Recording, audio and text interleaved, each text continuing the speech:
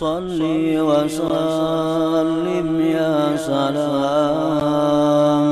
ala nabi khairil anam wal ali wa sahbil kiram mahanna mushtaqul. Nah, para muhibbin rahimakumullah, sifat dendam ini ada dalam diri kita. Tinggal kita apakah bisa menguranginya, bahkan menghilangkannya, atau kada mampu menghilangkannya. Sifat dendam ini merupakan sifat yang membinasakan kita, sebagaimana lawannya sifat pemaaf adalah sifat yang meninggikan derajat kita di sisi Allah Subhanahu wa ta'ala. Rasulullah sallallahu alaihi wasallam bersabda, al-mu'min laisa bihaqud. Orang mukmin itu tidak pendendam. Orang beriman kadang mau ada sifat dendam dalam hatinya. Dendam ini artinya adalah marah yang tersimpan di dalam hati. Marah nang kada sampat tak ungkapakan, marah nang kada sampat tak balas, dendam.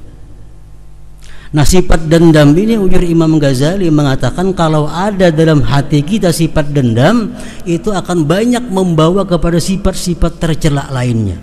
Pertama apa? Hasadul mahqud, iri kepada yang didendam.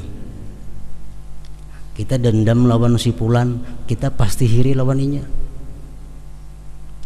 Kita pasti berusaha menghilangkan nikmatnya. Kita pasti berusaha supaya ingin itu menderita, supaya ingin susah. Nah, ini sifat tercela. Yang kedua, orang yang pendendam itu membawa kepada sifat tasmitul mahqud. Dia gembira kalau orang yang didendam itu dapat musibah. Padahal ini bertentangan dengan sifat seorang mukmin. Kita dendam lawan fulan, terabas sepeda motornya, suka kita tuh. Kehilangan kayaknya, suka. Kenapa? Karena kita ada dendam lawan inya. Selalu gembira kalau yang didendam itu dapat bala, dapat musibah. Nah, itu pun bertentangan dengan perilaku seorang yang beriman.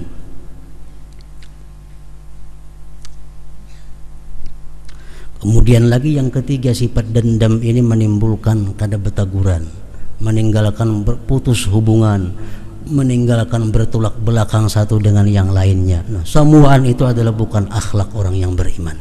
Makanya Rasulullah mengatakan al-mu'min laisa bihaqud, orang mukmin tidak bisa dendam. Para muhibbin rahimakumullah, jadi kalau ada dendam dalam hati kita kepada seseorang, wajib kita berusaha menghilangkan dendam itu. Kita ganti sifat dendam dengan maaf. Dengan sifat maaf ini kita akan menjadi orang yang mulia di sisi Allah Subhanahu wa ta'ala.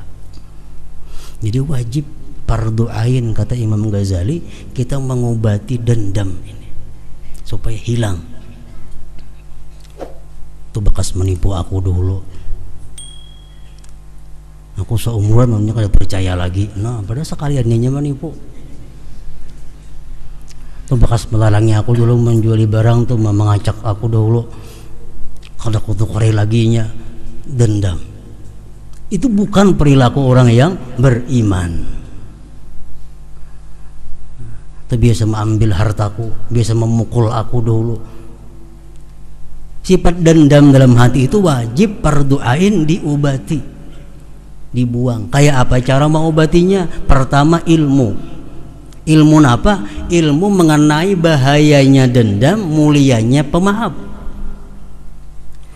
Itu orang dahulu menyakiti aku, kalau aku dendam lawaninya, aku kada dikatakan sebagai mukmin oleh Rasulullah, dan akan banyak timbul sifat-sifat jahat dalam hatiku.